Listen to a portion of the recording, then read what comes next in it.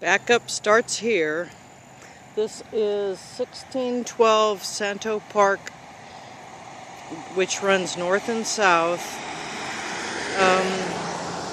As you can see, prior to this, the flooding is not acceptable.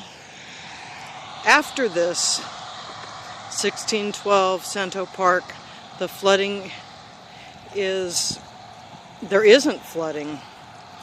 And just after 1612, the culverts go underground and are buried. And once again, they need to be resized to handle the capacity due to the changed drainage because of Lago subdivision.